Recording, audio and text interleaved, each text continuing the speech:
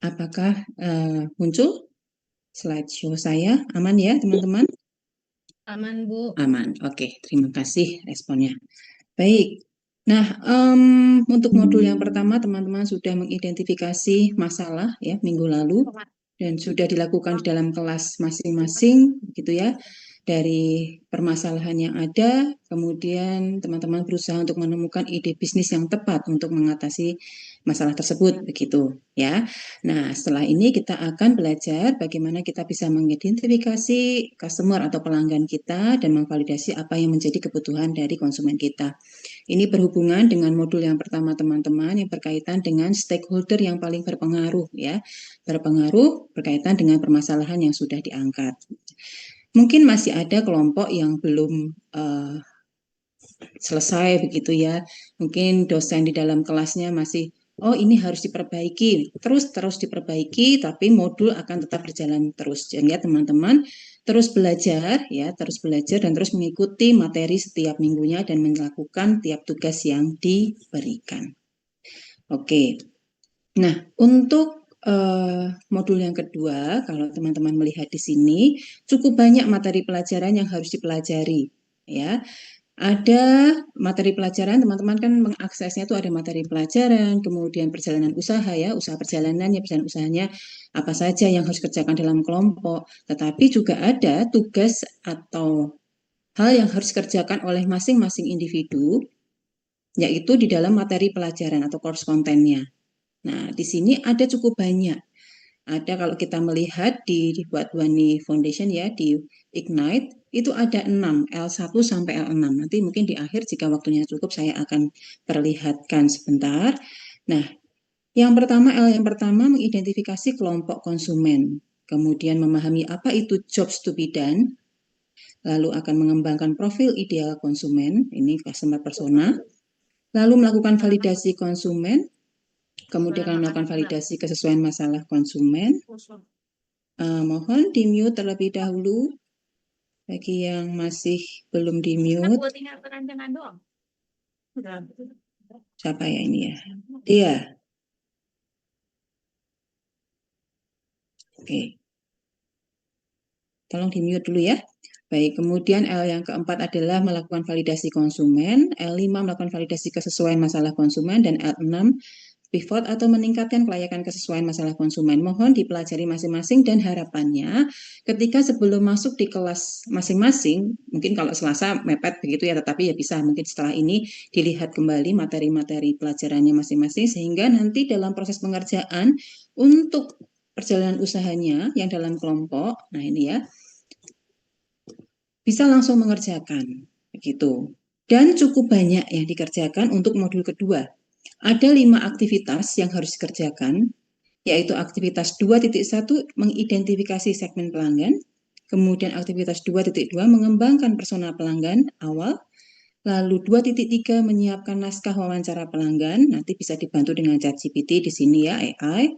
Kemudian 2.4 mengidentifikasi calon pelanggan untuk diwawancarai, dan aktivitas 2.5 teman-teman menganalisis dan menarik wawasan dari wawancara pelanggan. Ya, jadi cukup banyak dikerjakan sehingga mulailah dilihat-lihat begitu ya apa yang harus dikerjakan sehingga modul 2 dalam minggu ini bisa selesai. Baik, tujuan belajar untuk modul kedua ini adalah nanti harapannya teman-teman bisa memahami apa itu segmen pelanggan baik itu yang B2C, B2B maupun B2G.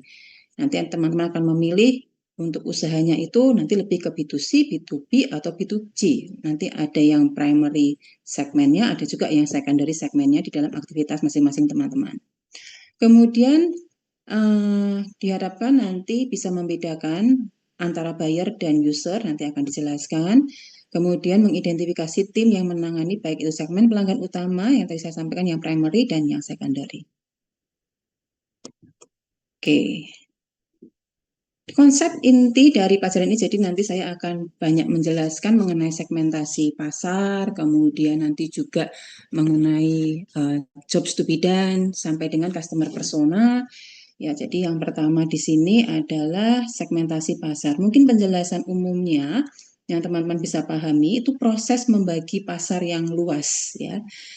dan heterogen menjadi kelompok-kelompok konsumen yang memiliki karakteristik kebutuhan atau perilaku yang serupa terhadap suatu produk atau layanan. Jadi istilahnya ada pasar yang begitu heterogen, ya. Kita akan menentukan segmen mana, pasar mana, kita menentukan segmentasi, kemudian kita akan melakukan target konsumen mana yang akan kita jadikan sebagai prioritas, ya, untuk usaha kita. Jadi dalam segmentasi pasar ini prinsip dasarnya adalah kita sebagai pemilik usaha itu diharapkan tidak melayani seluruh konsumen, tetapi kita menentukan sebenarnya segmen mana yang paling membutuhkan bisnis ini, usaha ini, atau yang paling berimplikasi berkaitan dengan permasalahan yang sudah disampaikan di modul yang pertama. Nanti akan saya jelaskan lebih detail.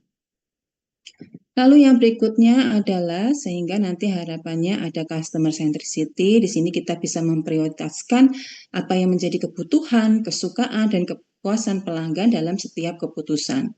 Jika kita misalnya segmennya remaja, kita bisa mengetahui apa sih yang dibutuhkan oleh remaja, apa sih kesukaannya, dan mereka bisa dipuaskan dengan produk yang seperti apa atau jasa yang seperti apa, sehingga akan lebih jelas strategi pemasarannya. Kemudian yang berikutnya adalah kita akan membahas konsep inti dari pelajaran ini adalah diharapkan bisa membedakan antara customers dan users. Customers itu adalah individu atau entitas yang membeli produk atau jasa. Sedangkan user adalah mereka yang menggunakan produk tanpa peduli siapa yang membeli. Ya, karena di sini pada prinsipnya adalah belum tentu orang yang sebagai user yang mengguna itu adalah sebagai orang yang akan membeli. Nanti seperti apa penjelasannya akan ada penjelasan berikutnya. Oke.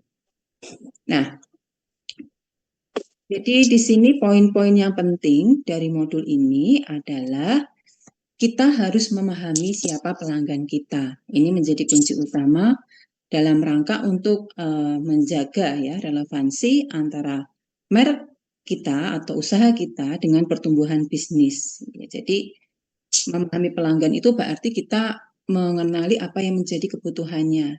Misalnya juga perilakunya, motivasi pelanggan agar produk atau layanannya itu tetap relevan dan berdampak. Sehingga kita harus betul-betul memahami pelanggan kita itu siapa.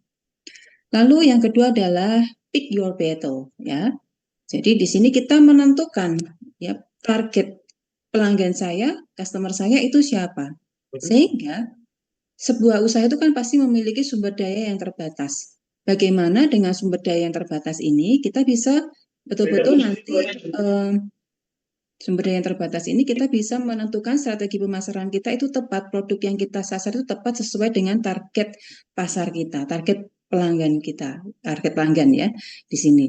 Sehingga kita tidak mencoba melayani semua orang. Ya, ini yang sering kali salah ketika UMKM baru begitu ya, atau usaha-usaha baru itu muncul. Ketika ditanyakan siapakah pelanggannya, begitu ya, selalu jawabannya adalah saya ini bisa kok dikonsumsi oleh semua orang, bisa digunakan oleh semua orang. Nah, itu kurang pas ya, karena ketika kita membangun usaha supaya strategi pemasaran kita itu tepat, kita harus menentukan siapa target pasar kita. Karena apa?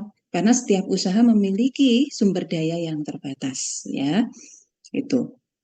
Kemudian kita juga akan keep your user persona realistis and meaningful. Jadi memastikan persona pelanggan ini benar-benar realistis dan bermakna sehingga membantu tim pemasaran dan pengembangan produk itu untuk menciptakan solusi yang benar-benar sesuai dengan kehidupan atau kebutuhan nyata dari pelanggan ya. Jadi bukan asumsi semata. Nanti kita akan lihat bagaimana kita membuat customer persona atau profil pelanggan. Oke. Nah, saya akan mulai menjelaskan mengenai segmentasi ya. Segmen, what is segment? Segmen itu sendiri adalah bagian dari sesuatu yang berbeda atau sesuatu yang terpisah dari keseluruhan. Ya, seperti ini pasar ya dalam bentuk pie begini yang begitu luas, yang heterogen, kita akan mengambil segmen bagian sesuatu bagian yang berbeda sesuatu dari keseluruhan gitu. Nah, sedangkan segmen pelanggan itu apa di sini? Kita lihat bahwa segmen dari sebuah pelanggan itu adalah segmen pelanggan adalah suatu kelompok yang berbeda yang berisi customer potensial yang memiliki kebutuhan dan perilaku yang sama, ya. Sehingga di dalam tahap segmentasi ini kita membagi pasar yang luas menjadi kelompok-kelompok kecil yang lebih homogen atau serupa. Ya. Nah, perusahaan itu akan melakukan segmentasi pasarnya berdasarkan berbagai kriteria. Kita lihat bagaimana ya cara melakukan segmentasi. Mungkin teman-teman ada yang betul-betul belum pernah belajar hal ini sehingga perlu memahaminya lebih dalam. Nah, di sini ada beberapa kriteria segmentasi, yaitu berdasarkan demografi. Mungkin kata tanya adalah siapa begitu ya. Geografi di mana. Lalu mengapa ini adalah untuk kriteria segmentasi psikografi. Kemudian bagaimana ini adalah untuk kriteria segmentasi perilaku. Siapa itu demografi, kita lihat satu persatu ya. Sebenarnya yang dimaksud dengan demografi siapa itu kita makan kriterianya apa saja di sini. Geografi itu seperti apa, psikografi itu seperti apa, perilaku itu seperti apa. Nah, di sini kita lihat ya penjelasan berikutnya. Untuk kriteria segmentasi berdasarkan demografi itu bisa kita lihat berdasarkan usia gitu ya. Kemudian jenis kelamin, pendidikan, pekerjaan, mungkin yang lain bisa tingkat penghasilan, bisa juga demografi itu adalah struktur dalam keluarga, besarnya ukuran keluarga, apakah anaknya ada satu, dua, itu juga masuk dalam kategori demografis. Kemudian geografis itu adalah wilayah, ya seperti lokasinya itu ada di perkotaan atau kita mau menyasar segmen untuk provinsi tertentu atau wilayah-wilayah dengan iklim tertentu. Ya. Kemudian psikografis itu juga dilihat dapat dilihat. Kuncinya nggak ada. Oke, mati juga nanti. Anita bisa di mute Oke, terlebih siap. dahulu. Anita, Oke, siap. Anita. Psikografis bisa dilihat kriteria segmentasinya dilihat dari gaya hidup, nilai dan kepribadian ya. Kemudian perilaku dilihat dari kebiasaan membeli ya. Seseorang itu tentu saja berbeda, ada yang impulsif, ada yang tidak begitu misalnya. Loyalitasnya seperti apa dan respon terhadap produk bagaimana. Nah, di sini saya mencoba memberikan contoh. Misalnya di sini ada sebuah produk begitu ya, mola granola. Nah, mungkin siapa yang tahu mola granola itu apa, teman-teman? Ada yang mau mencoba menjawab di sini? Boleh oke, ini siapa namanya? Samsung, namanya kok Samsung ya? Tadi saya lihat ya. Nah, saya kalau mau lihat ini di mana ya? Oke. Siapa tadi yang raise hand? Siapa yang mencoba? Apa itu mola granola? Ada yang mencoba? Oh, Ashifa Sinta. Ya, Ashifa Sinta, silahkan. Izin menjawab, Bu. Boleh, silahkan. Ini kelas saya ya? Oh ya. Iya, produk kesehatan. Makanan atau apa nih? Produk camilan gitu ya. Iya, Produk camilan. camilan sehat. Dalam bentuk apa ini? Berupa apa? Asyifa? Seperti, Di apa? Biji-bijian begitu ya. Ada juga ya, ada kacang-kacangan di dalamnya yang dipanggang gitu sehingga biasanya menjadi alternatif makanan yang bergizi tanpa bahan pengawet ya. Cocok untuk kalau mau sarapan dengan istilahnya yang makanan yang sehat, kita bisa menggunakan mola granola. Terima kasih Asifa pendapatnya. Nah, kita coba melakukan segmentasi untuk produk mola granola. Ada yang mau mencoba? Kalau demografi kira-kira segmennya siapa ya ini ya? Segmentasinya bagaimana? Kalau berdasarkan apa tadi? Usia, begitu ya, jenis kelamin, gitu. Ada yang mencoba?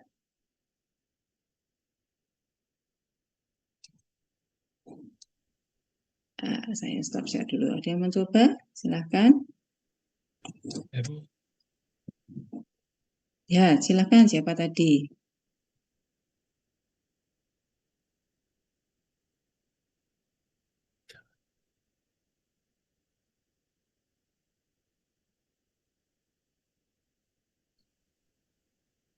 Tidak ada. Oh ini ada Theodorus, silahkan Theodorus. Malam Ibu. Malam. Ya. Kalau untuk demografi tempat Sebentar tinggal ini kok. dia berarti di perkotaan Bu, untuk masyarakat Bentar, ini perkotaan. saya tutup dulu ya. Malah keluar semua ini jawabannya nih. Sebentar. Oke. Demografi yang pertama, kalau perkotaan tadi kan berarti geografi ya. Geografi ya. Nah, coba kalau yang demografis, tadi kan saya contohkan demografis itu em, jenis kelamin, Oh ya. usia, pendidikan, pekerjaan. Nah, kira-kira Berarti siapa? kalau coba saya jawab Bu, kalau demografi Ya, itu lebih kepada ke perempuan. oke Lalu bisa. untuk Heeh. dari usianya itu eh, remaja sampai dewasa awal Oke, dari 17 bisa. sampai 25 tahun. Oke. Terus untuk kelas pendidikannya dia S1, lulusan S1. Untuk pekerjaannya mungkin karyawan swasta, Bu. Gitu. Oke, terima kasih. Tidak salah ya. Nah, saya coba mencoba ini. Kalau saya melihat itu, nanti kan memang perlu kita validasi ya. Segmentasi yang kita sasar itu apakah benar apa tidak. Nanti ada di bagian aktivitas yang ketiga. Itu ada. Nah, terima kasih ya Theodorus untuk paparannya tadi. Nah, kalau saya mencoba apa ya menganalisis ini usianya 25 sampai 45 tahun. Jenis kelamin bisa pria dan wanita. Tapi kalau mau fokus nanti strategi pemasarannya ke wanita ya boleh saja. Targetnya ya, ini kan segmentasi ini targetnya ke wanita bisa. Kemudian pekerjaan profesional muda, ibu rumah tangga. Kemudian tadi remaja, ditambahkan remaja boleh. Nanti bisa divalidasi itu apakah tepat. Kemudian pendapatannya menengah ke atas, saya tambahkan di sini pendapatan. Gitu. Oke, terima kasih responnya. Berikutnya, siapa yang mencoba kalau segi geografi? Mungkin siapa ya yang akan mengkonsumsi di sini ya? Ada yang mencoba?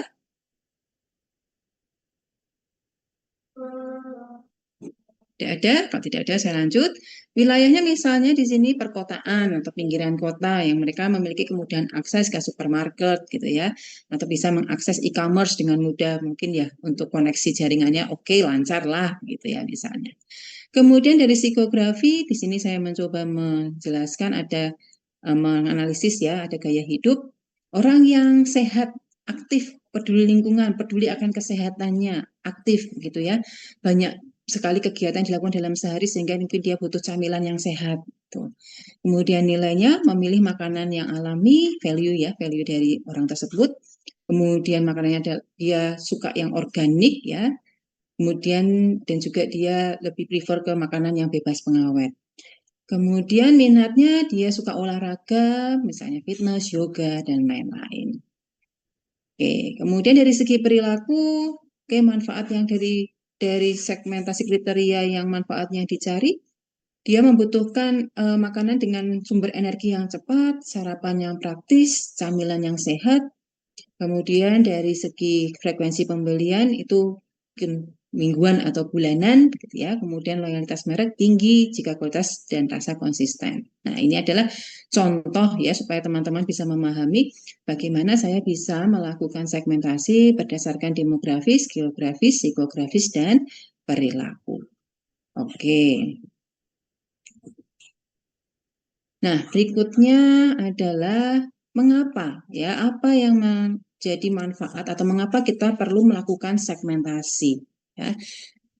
Nah, tadi sudah diketahui ya bahwa usianya 25 sampai 45. Nah, kita harus bisa memahami kebutuhan pelanggan dengan lebih baik di usia tersebut itu seperti apa ya, kebutuhannya bagaimana ya. Kita harus menggali lebih dalam. Ini adalah manfaat segmentasi yang pertama. Yang kedua, kesesuaian produk lebih bagus. Jadi kita dengan segmentasi ini kita bisa memahami produk apa yang cocok untuk masing-masing segmen. Ya, kita perlu gali lagi lebih mendalam. Kemudian yang ketiga adalah produk atau layanan menjadi lebih personal.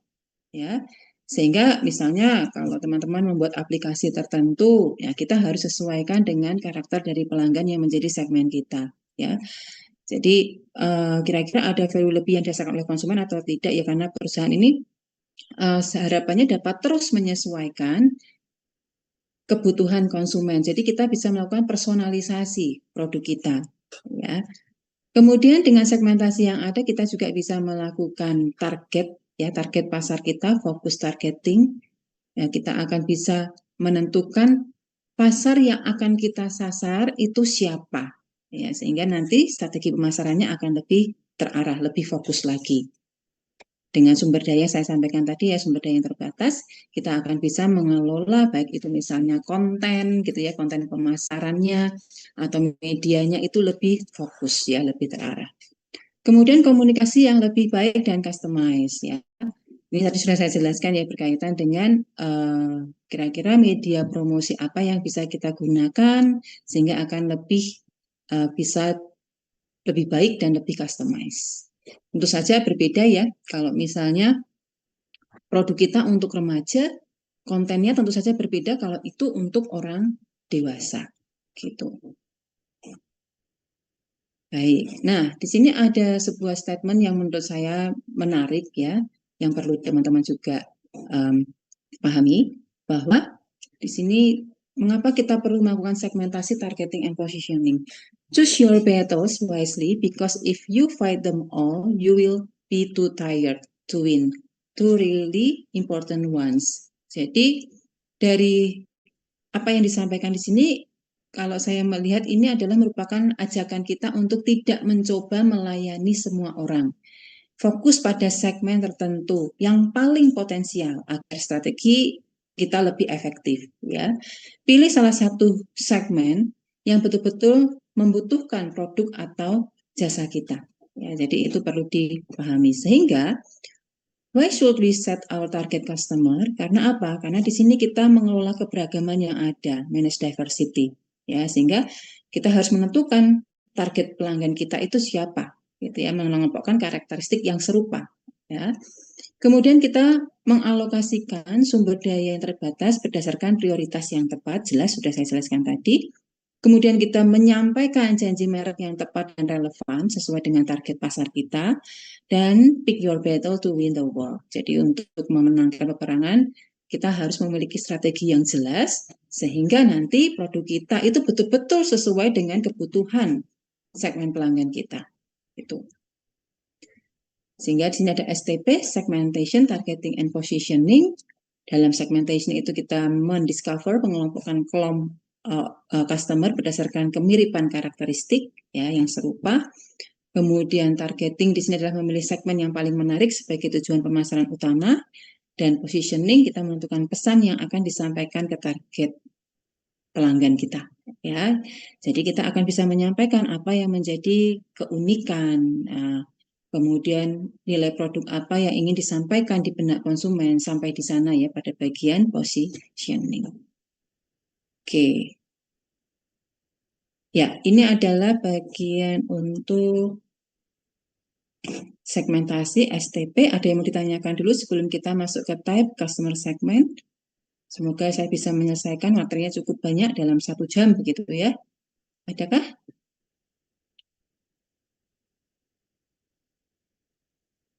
Baik. Nah, ini berkaitan dengan nanti teman-teman ketika mengerjakan di aktivitas yang pertama begitu.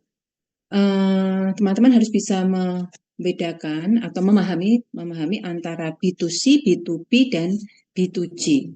Mungkin di sini ada teman-teman dari manajemen begitu yang sudah paham mengenai hal ini. Nanti dipelajari lagi istilahnya ya. Tidak apa-apa ya diulang kembali, tapi teman-teman yang lain dari fakultas yang lain perlu juga memahami. Untuk B2C ini adalah bisnis yang menjual produk atau jasa kepada konsumen individu secara langsung. Ya, misalnya kita membeli produk langsung ke toko gitu ya. Itu adalah jenis usaha yang menjual produknya langsung kepada individu dalam bentuk yaitu konsumen itu sendiri. Ya, sehingga transaksinya langsung, di mana bisnis menawarkan produk atau layanan langsung kepada konsumen individu. Kemudian B2B itu bisnis menjual produk atau jasanya kepada perusahaan atau organisasi. Jadi ada memang contohnya adalah perusahaan yang menjual spare part kepada perusahaan lain yang kemudian dia akan dirancang, istilahnya dibuat kembali ya menjadi produk jadi. Nah itu adalah B2B. Contoh yang lain misalnya ada produsen pupuk begitu ya, dia menjual ke koperasi tani. Nah itu adalah B2B juga. Atau jasa konten sosial media yang dia menjual kepada organisasi yang lain yang membutuhkan, itu adalah B2B. Oke. Kemudian B2G itu adalah business to government. Di sini segmen yang melibatkan interaksi komersial antara bisnis dan badan pemerintah. Jadi bisnis ini menjual produk atau jasanya kepada instansi pemerintah. Ya, ada contoh misalnya waktu zaman COVID itu ya, Kimia Farma itu menyediakan vaksin gitu ya, atau alat tes untuk COVID gitu ya, itu kepada Kementerian Kesehatan. Nah, itu misalnya B2G. Nanti akan ada contoh-contoh yang lain yang akan saya tunjukkan dalam slide. Nah, di sini ada satu produk supaya teman-teman lebih paham ya mengenai siapa sih pelanggan kita. Saya berikan contoh begitu supaya bisa membayangkan sebenarnya dalam perusahaan-perusahaan sekitar kita itu seperti apa. Nah, ini ada satu produk Emina. Teman-teman tolong bantu menjawab. Ini B2C, B2B, atau B2G? Silahkan raise hand.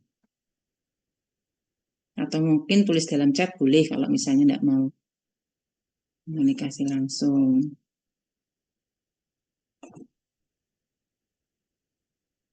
Ini termasuk B2C, B2B, atau B2...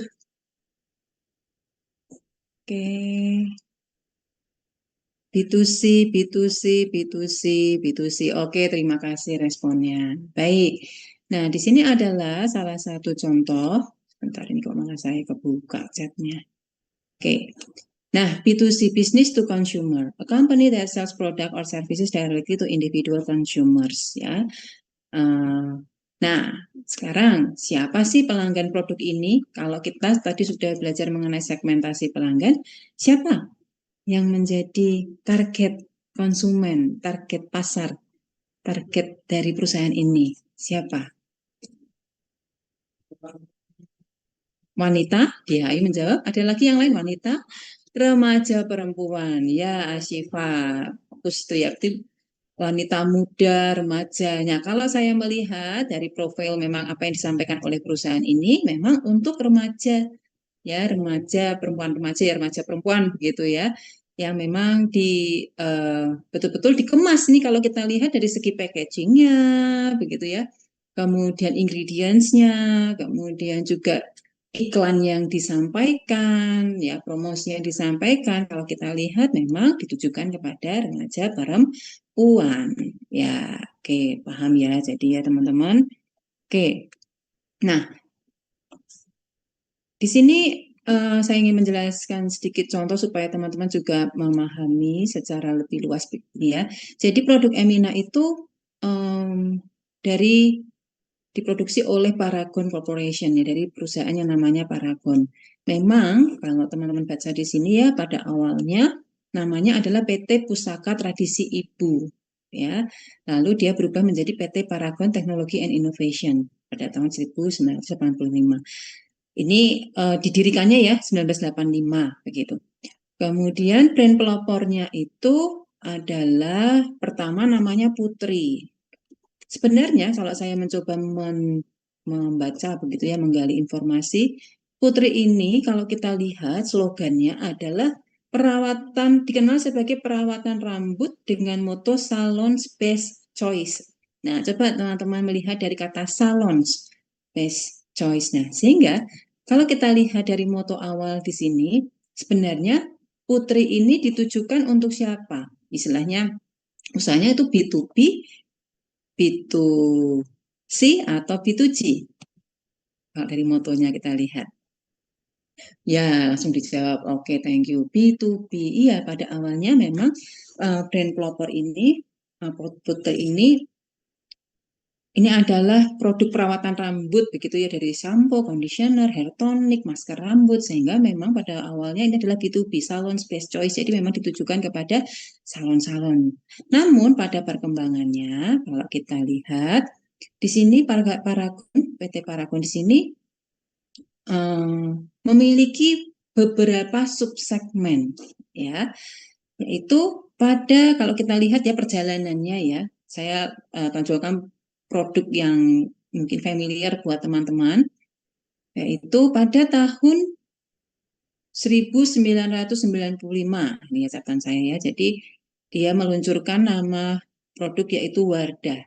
Nah, teman-teman pasti tahu ya, kira-kira targetnya siapa ini?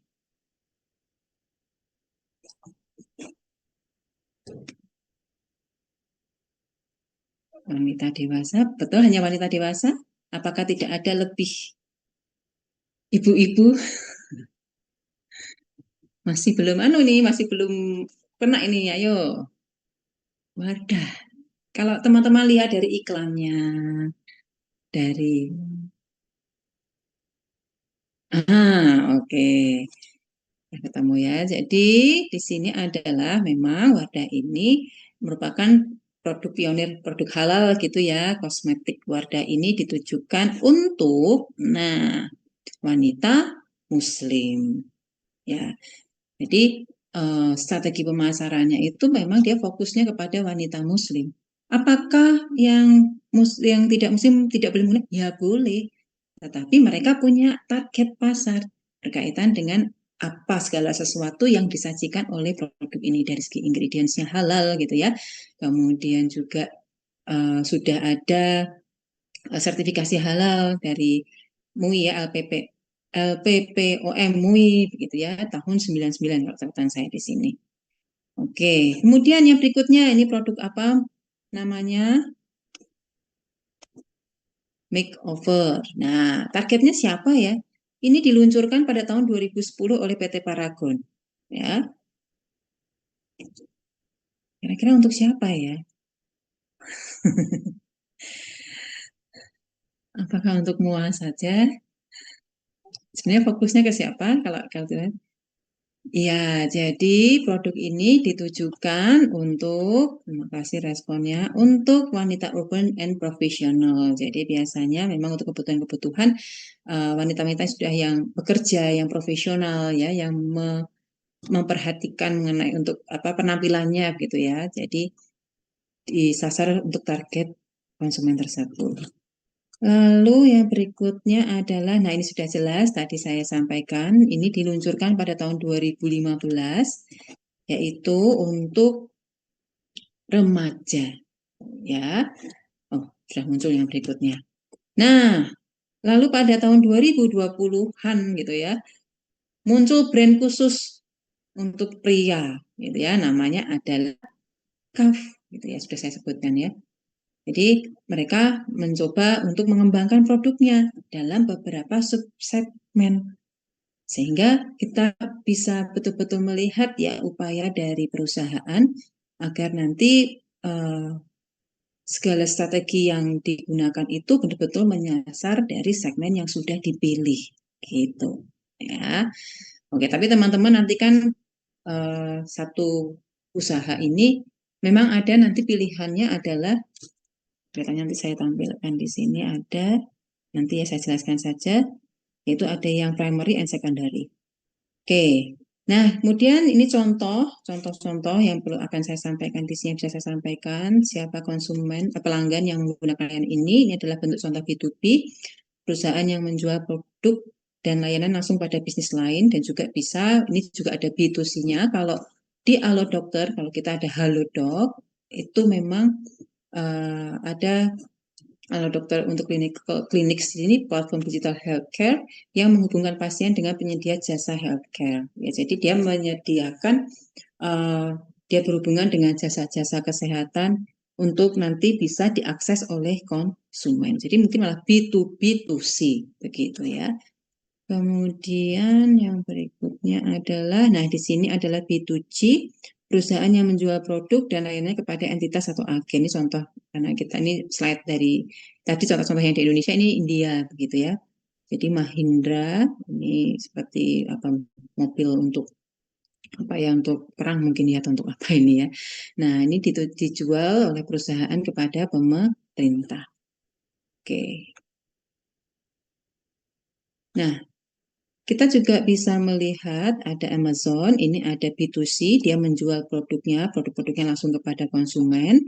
Jadi selain itu juga dia menjualnya produk itu kepada perusahaan lain ya, B2B, perusahaan yang menjual produknya kepada bisnis lain. Ini contohnya. Ya. Ada beberapa produk juga di sini contoh kalau kita lihat yang pertama di sini adalah ada Sociola dan Erigo. Ada istilah-istilah lain, there are many such models available in the market. Jadi ada istilah-istilah lain yang mungkin teman-teman juga perlu pahami, begitu ya. Ada D2C, direct to consumer. Ini adalah model bisnis di mana perusahaan menjual langsung ke konsumen akhir tanpa perantara seperti distributor, reseller, atau toko retail. Sehingga dia langsung menjual produknya kepada konsumen akhir. Kemudian juga ada B2B2C, gitu ya, business to consumer. Tadi saya sampaikan juga ada Halo Dokter ya, Halodoc gitu ya. Gojek juga kita bisa mengakses penjual makanan dimanapun dengan menggunakan GoFood gitu ya. B2B, jadi dia Gojek ini membangun platform gitu ya, ekosistemnya di mana dia bisa berhubungan dengan berbagai macam penjual gitu ya, makanan, dan juga ada GoMart sehingga bentuknya adalah B2B2C. Kemudian juga contohnya adalah B2G2C, ini business to government to consumer, peduli lindungi yang kita gunakan ya, banyak kita sering gunakan pada waktu COVID gitu ya. Sehingga saya masih ingat ketika mau ke mall gitu harus buka peduli lindungi terlebih dahulu gitu. Oke. Nah, ini contoh tadi yang saya sampaikan, jadi ini sama seperti yang ada di dalam aktivitas teman-teman. Ini aktivitas yang pertama atau kedua ya, nanti kita cek. Sehingga nanti teman-teman akan memilih siapa yang menjadi primary customer segment dan siapa yang menjadi secondary customer segment. Tapi memang fokus yang utama di dalam usaha teman-teman itu yang primary terlebih dahulu, tapi nanti tetap diminta untuk mengisi.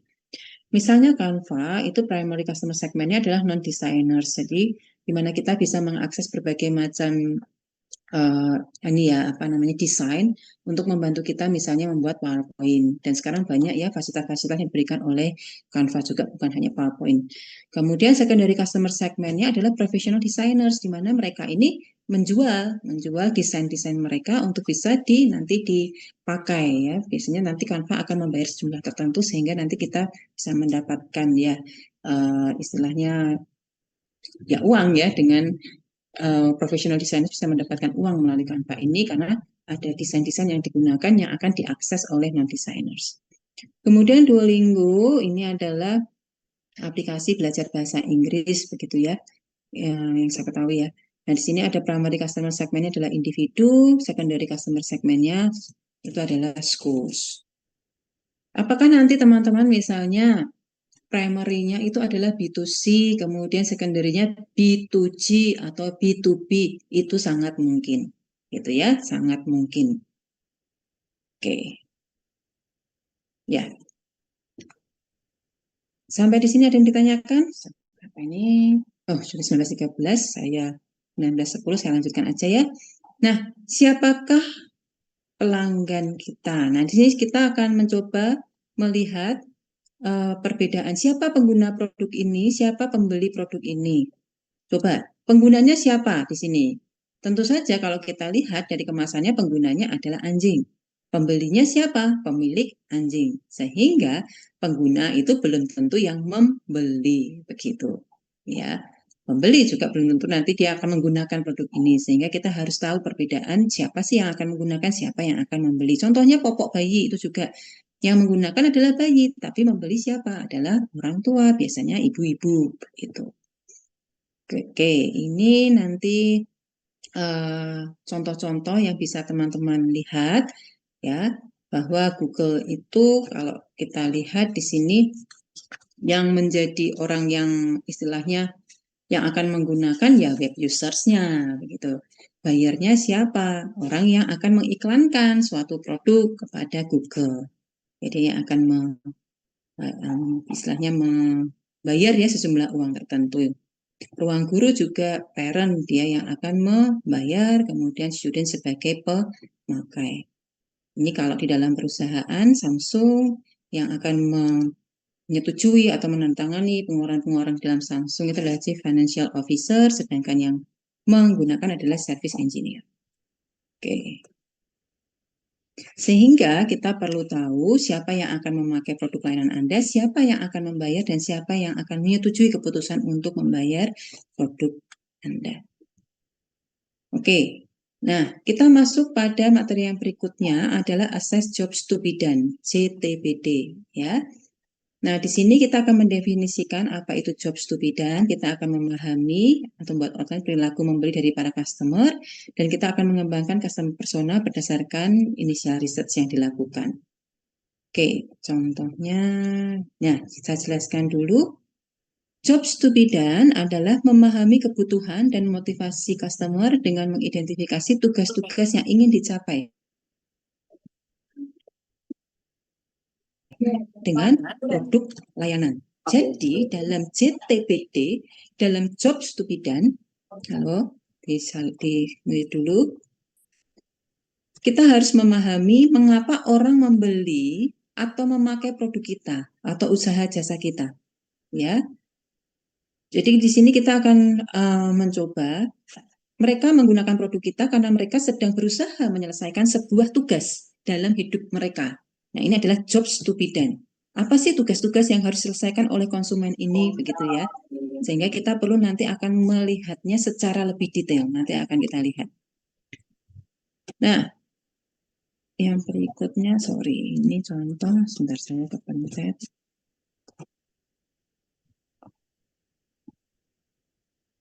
Dan nanti kita akan melihat membuat customer persona, detail atau profil pelanggan, detail penjelasan tentang fiksi target pelanggan. Dibuat dengan menggunakan asumsi yang didasarkan pada market research. Nah, langsung saja ya. Supaya nanti waktu teman-teman untuk menyelesaikan ini, mengerjakan di dalam kelas lebih banyak ya, sehingga kita usahakan 1 jam itu selesai. Contohnya misalnya ada masalah di sini. Kurangnya alat-alat permainan yang sesuai dengan umur anak yang dapat mengedukasi dan memberikan stimulasi pada anak. Nah, ini permasalahan yang muncul, begitu, ya, yang masalah yang ada. Nah, kita lihat nanti di sini dikerjakan di bagian yang aktivitas kedua ya. 16 ya? 16. Nah, ini jobs to be done untuk orang tua, ya, untuk orang tua. Biasanya orang tua yang menghadapi masalah ini. Kira-kira apa ya yang harus dia selesaikan atau tugas yang harus diselesaikan? Kita akan melihatnya menjadi 3 hal. Teman-teman juga akan mengerjakannya dalam 3 hal, yaitu JTBD ini ada 3, berdasarkan fungsinya, berdasarkan emosi, dan berdasarkan sosial. Functional jobs, emotional jobs, dan social jobs. Kalau berdasarkan fungsinya, oke, ada sesuatu yang harus diselesaikan oleh orang tua nih, dibutuhkan alat permainan yang terjangkau dan disukai anak agar anak bersedia belajar, sehingga kemampuan belajarnya meningkat. Oke, ini secara fungsinya. Secara emosinya, orang tua ingin merasa nyaman, percaya diri, dan bangga bahwa mereka telah mendukung perkembangan pendidikan anak-anak mereka. Sedangkan secara sosialnya, orang tua sering mencari pengakuan dari keluarga dan kelompok sosial mereka bahwa mereka cukup informatif dan proaktif tentang perkembangan anak mereka. Nah, mungkin solusinya adalah toys by subscription, gitu ya. Misalnya, ini contoh solusinya. Ada masalah yang lain adalah kesulitan untuk mendapatkan sneaker yang stylish dengan harga terjangkau yang cocok dengan selera fashion dan lifestyle saya. Oke, JTBD-nya kira-kira apa ya untuk orang yang menghadapi problem seperti ini? Kita lihat juga dalam 3 sisi. Secara fungsi, orang ini membutuhkan sepatu yang stylish dan nyaman, yang sesuai dengan selera fashion dan gaya hidupnya yang aktif. Lalu, emotional jobs-nya apa? Dia ingin merasa percaya diri, selalu mengikuti mode, dan merasa sepatu pilihannya cukup populer. Dan ketiga, social jobs-nya adalah para pecinta fashion sering mencari validasi dan pengakuan dari teman dekatnya, sebayanya bahwa sepatu pilihannya bagus dan trendy. Ya, itu contoh yang kedua. Ini ada contoh yang ketiga, begitu ya. Ini contohnya adalah orang yang sedang pindah kota, itu mahasiswa baru mungkin ya, pindah kota lain, melakukan studi, membutuhkan kos atau sewa akomodasi. Dia tidak familiar dengan lokasi daerah yang dituju dan memiliki keterbatasan waktu dan biaya, ya. Sehingga JTBD-nya adalah mencari tempat tinggal. Ini berdasarkan fungsinya. Yang pertama, mencari tempat tinggal yang layak, dapat mendukung studinya, merasakan bebas stres, tenang, dan aman di tempat baru, dan tersedia tempat yang nyaman untuk berkumpul dengan teman, banyak teman baru, dan orang tua. Orang tua tidak akan khawatir lagi. Nah, ini fungsionalnya yang pertama, yang kedua adalah emosional, yang ketiga adalah secara sosial. Sehingga solusinya apa? Oh, ada Mamikos, ada Travelio, ada Plesio. Nah, itu. Plesio itu di India. Oke. Nah, setelah kita melakukan CTBD, nanti kita akan membuat yang disebut dengan customer persona. Customer persona itu adalah profil pelanggan. Ya. Profil pelanggan di sini itu semi fiksi. Detail semi fiksi mewakili gambaran tentang pelanggan ideal kita seperti apa berdasarkan riset dan data. Ya. Pengguna Zoom tolong di mute. Saya nggak bisa mute soalnya di sini. Ya. Biar kita cepat selesai. Selamat malam. Oke, contohnya seperti ini saya tunjukkan ya, customer profil pelanggan. Nah, jadi kita akan membuat profil pelanggan, ada umur, lokasi, pekerjaan, minat, happiness-nya, jabatan dalam organisasi, dan lain-lain. Jangan khawatir, nanti ada panduan di dalam Ignite-nya. Ya. Siapa ya pengguna Zoom ini ya?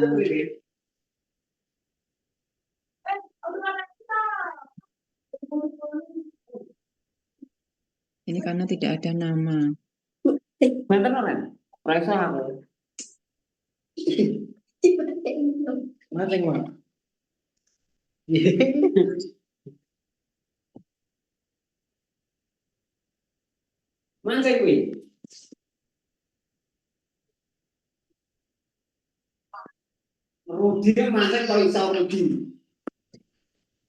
Ini enaknya gimana ya? Saya bukan host ini. Pengguna Zoom tolong di mute.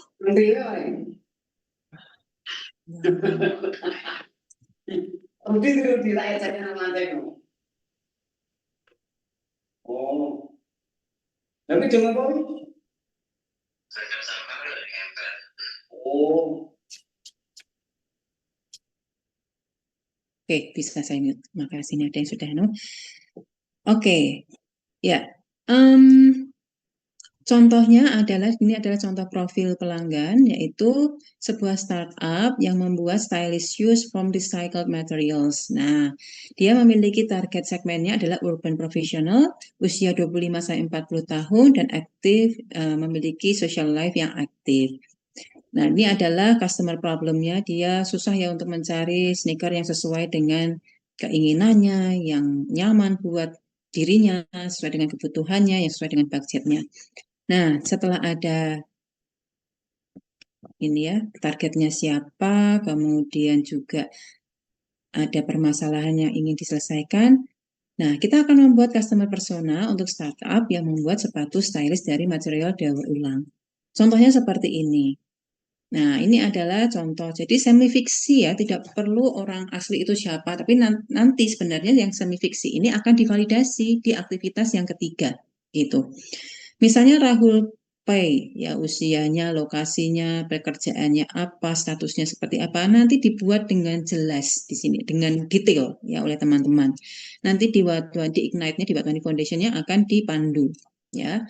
Dari masalah, lifestyle-nya seperti apa. Nah, jobs to be done, di sini kalau kita lihat, yang pertama ini adalah secara fungsinya, yang kedua adalah secara emosinya, yang ketiga adalah secara sosialnya, social jobs-nya. Ya, sehingga jelas. Kemudian yang kedua adalah ini contoh customer persona untuk startup yang memiliki AI-based marketing tool untuk perusahaan. Nah, contohnya adalah ini. Namanya, sebentar ini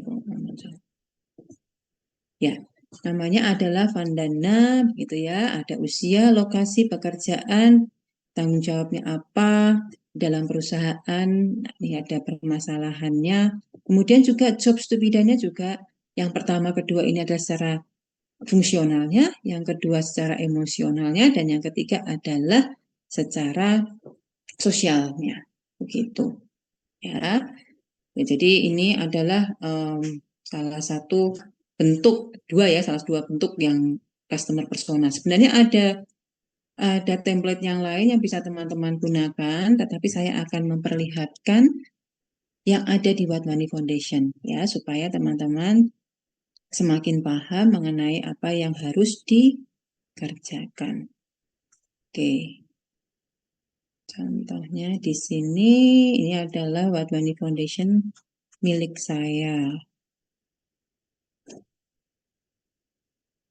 Jadi kami pengajar, ketika sebelum kami mengajar, kami juga harus mengikuti pelatihan kewirausahaan terlebih dahulu. Nah, kalau teman-teman lihat di modul yang kedua, di sini untuk materi pelajaran itu cukup banyak.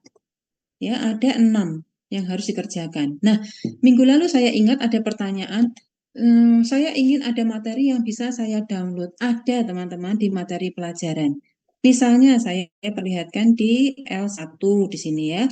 Nah, ada buku konsep.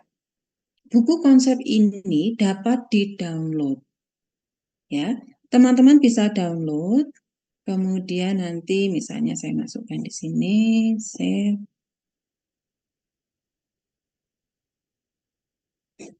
Nah, ini adalah buku konsep di mana semua materi itu ada di sini. Di masing-masing L1, L2, L3, dan seterusnya kelihatannya semua ada. Kalau memang ada penjelasan yang harus disampaikan, ada buku konsep yang bisa di-download oleh teman-teman. Ya, ini banyak hal yang bisa teman-teman pelajari dari apa yang sebenarnya saya jelaskan sudah ada di sini, begitu.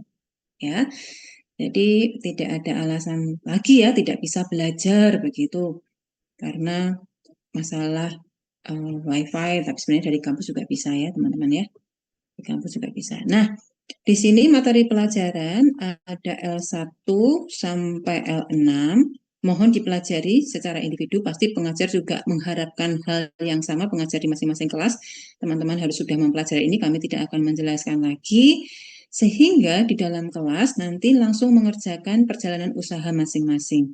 Atau mungkin ada juga dalam kelas sesuai dengan instruksi dari masing-masing pengajar, diminta untuk mengerjakan dulu, ya dikerjakan terlebih dahulu ya. Ini, aktivitas 2.1 identifikasi segmen pelanggan. Aktivitas 2 mengembangkan persona pelanggan. Kalau kita lihat bagian penjelasan saya tadi, itu semua sudah ada di sini, bisa teman-teman isi ya. Nah, ada segmen yang kedua, ini adalah yang secondary, maksud saya seperti itu ya. Jadi ada yang primary, ada yang secondary. Lalu bagian aktivitas 2.2 mengembangkan persona. Di sini setelah ini pada persona, nah di sini ada nanti jobs to be done yang akan diselesaikan oleh siapa yang menjadi profil pelanggan kita, gitu. Ya. Nah, yang berikutnya adalah siapkan naskah wawancara pelanggan. Nah, di sini bisa menggunakan ChatGPT. Lalu aktivitas 2.4 mengidentifikasi calon pelanggan. Nanti bisa teman-teman cek, ini minimal itu ada 10, begitu ya. Nanti teman-teman harus melakukan validasi apakah betul ya orang yang membutuhkan produk atau usaha saya, produk atau jasa saya, usaha saya adalah segmen yang sudah teman-teman identifikasi tadi. Apakah memang profil pelanggannya sudah tepat? Lalu aktivitas 5 melakukan analisis dan tarik wawasan dari wawancara pelanggan, sehingga di sini akan melihat insight ya dari apa yang sudah teman-teman gali berdasarkan wawancara yang dilakukan. Begitu yang perlu dilakukan untuk modul 2, 1926. Nah, 1 jam ya, sehingga nanti di kelas bisa 2 jam full untuk menyelesaikan perjalanan usaha. Oke, ada yang mau ditanyakan untuk modul 2? Silahkan, ya, ada yang mau bertanya? Dipersilahkan. Apakah jelas? Semoga jelas ya. Takutnya pada nggak jelas. Jelas atau tidak? Nah, saya baru baca, dikik saja Bu. Jelas ya? Amin, semoga jelas. Oke, terima kasih untuk atensinya, untuk apa yang sudah, teman-teman juga ya yang sudah merespon. Baik, tidak ada yang ditanyakan? Sebentar saya cek. Tidak ada ya. Oke. Saya harap teman-teman mulai mengerjakan ya, belajar yang untuk individunya dan juga dalam kelompok ya. Oke, tidak ada yang bertanya? Ya, kalau tidak ada yang bertanya, kita akhiri perkuliahan kita. Untuk modul 2 pada malam hari ini, saya akan tutup dalam doa. Mari kita berdoa. Bapa kami yang di surga, terima kasih karena Engkau telah berkati dan sertai kami dalam perkuliahan kami untuk modul 2 mata kuliah kewirausahaan. Semoga apa yang sudah kami pelajari pada malam hari ini dapat berguna untuk kami ketika mengerjakan baik itu materi pelajaran maupun perjalanan usaha di kelas masing-masing. Kiranya Tuhan juga berkati untuk aktivitas kami sisa pada malam hari ini, berkati istirahat kami malam hari ini, sehingga kami besok dapat bangun pagi dengan tubuh yang sehat. Kami serahkan ya Tuhan seluruh kehidupan kami selanjutnya hanya ke dalam tangan pengasihan-Mu. Di dalam nama Tuhan kami Yesus Kristus kami telah berdoa. Amin. Ya, terima kasih semuanya. Selamat malam. Terima kasih, Bu. Terima kasih, Ibu. Terima kasih, Bu. Terima kasih, Ibu. Sama. Ibu. Saya izin Terima live kasih, ya. Oke, terima kasih. Terima kasih, Ibu. Ya, sama-sama. Selamat beristirahat, Ibu. Terima kasih Mbak, selamat istirahat. Terima kasih, Bu. Sehat-sehat ya, Mbak. Terima kasih, Bu.